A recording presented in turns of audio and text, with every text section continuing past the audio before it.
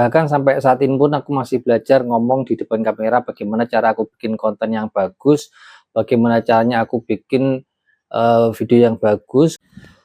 Assalamualaikum warahmatullahi wabarakatuh. Halo teman-teman semuanya, selamat datang kembali di channelku Zaza Entertainment. Di video kali ini saya mau share ke teman-teman semua, ini terkait pengalaman pribadi saya, ya, pembelajaran saya tentang bagaimana cara saya ngomong di depan kamera biar lancar.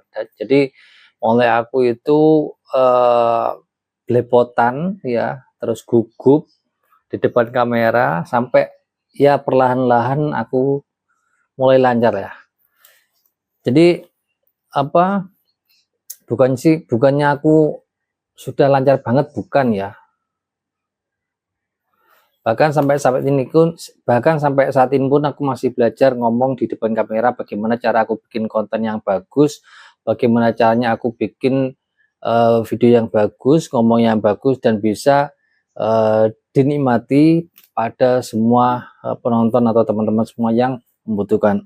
Oke, sebelum aku lanjut, aku mau menggarisbawahi bahwa konten ini aku buat berdasarkan pengalaman pribadi. Dan satu lagi disclaimer ya, ini konten ini aku buat, channel ini aku buat untuk benar-benar bagi teman-teman yang pemula banget seperti saya ya. Jadi kita belajar bareng-bareng di sini dan aku ingin share pengalaman pribadi saya, teman-teman ya. Jadi bagi yang sudah paham, sudah ngomongnya lancar di depan kamera, di skip juga nggak apa-apa. Ini konten ini aku buat benar-benar untuk teman-teman yang membutuhkan referensi-referensi yang ingin memang masih mungkin malu-malu di depan kamera, teman-teman. Oke, yang pertama aku lanjut aja ya. Oke, aku lanjut aja. Di sini aku ada beberapa tips ya teman-teman ya, bagaimana caranya kita ngomong bisa lancar di depan kamera. Dan aku sempat juga bikin sebuah catatan kecil ya di buku saya ini. Aku bikin catatan yang memang nanti aku share ke teman-teman semuanya ya. Oke, tips yang pertama adalah kita itu harus banyak-banyak latihan bicara ya di depan kamera agar semakin kita itu terbiasa dan kita menjadi pede di depan kamera, teman-teman. Karena apa? Kalau kita nggak latihan, tiba-tiba take di depan kamera itu saya jamin akan pasti kita gugup, nggak bisa ngomong. Dan meskipun kita punya angan-angan di sini, itu biasanya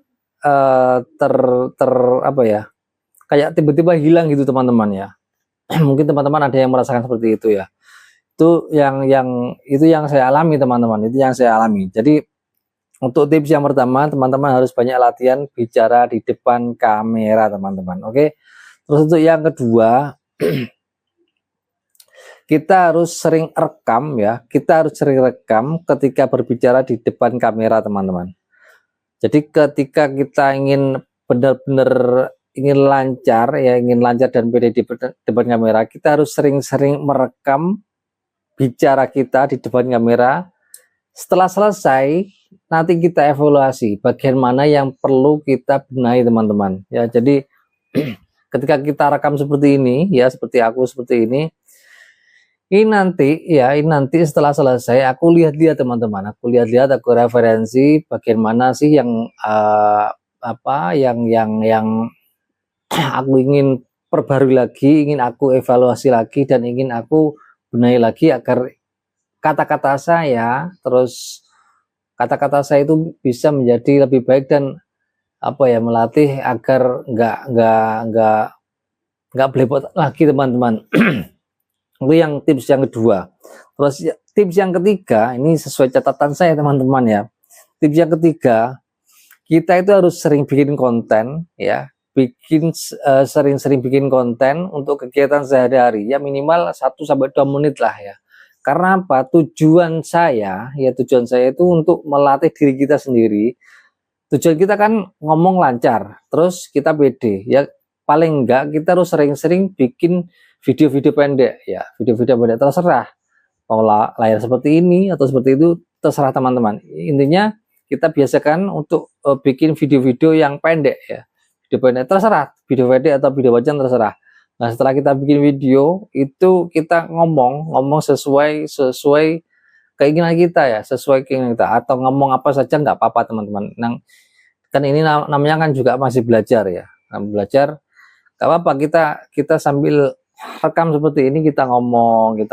Nah itu nanti lama-lama kita akan terbiasa, dan kita apa ya, sedikit demi sedikit kita akan menjadi pede di depan kamera, dan lama-lama kita akan lancar berbicara di depan kamera. Itu yang tips yang ketiga. Tips yang keempat seperti ini, tatap lensa kamera ketika kita berbicara agar terlihat berbicara kepada audiens ya. Jadi kalau kita ingin ngobrol di depan kamera seperti ini, kita itu jangan memandang layarnya teman-teman ya. Ini layar ini ya. Tapi pandang inilah. Nah, ini kamera yang ada di sini itu dipandang. Jadi nanti kelihatannya kita itu benar-benar fokus dengan apa yang kita ajak bicara. Seolah-olah kita itu berbicara pada semua orang. Jadi kita bukan berbicara pada layar HP, tapi kita bicara sama ini yang ada di kamera ini teman-teman. Yang pertama tujuannya untuk melatih fokus kita, yang kedua untuk apa ya, kita itu berusaha menyampaikan pesan itu kepada teman-teman semuanya atau kepada audiens semuanya teman-teman. Itu yang keempat. Terus yang kelima, ini menjadi poin yang menurut saya paling penting ya teman-teman ya. Ingat ya, ingat bahwa kita itu bukan sedang bicara pada diri sendiri ya. Melainkan kita sedang bicara ke banyak orang atau audiens atau penonton yang akan menonton video kita. Ya, ini mirip-mirip yang aku jelaskan di video yang tips yang keempat teman-teman. Jadi kita itu kita itu ngomong itu seolah-olah kita itu sudah menghadapi penonton yang begitu banyak lah, intinya seperti itu. Kita berangan-angan kita memiliki penonton yang begitu banyak. Jadi kita fokus ke kamera seolah-olah kita itu ditonton oleh banyak orang. Jadi dengan cara-cara seperti itu kita bisa sedikit melatih diri kita untuk belajar pede di depan kamera, juga belajar ngomong juga sedikit demi sedikit. Nanti kalau kita biasakan akan menjadi lancar dengan sendirinya teman-teman. Oke teman-teman semuanya, mungkin itu 5 tips yang bisa aku sampaikan kepada teman-teman semuanya. Semoga membantu. Sekian dari saya. Wassalamualaikum warahmatullahi wabarakatuh.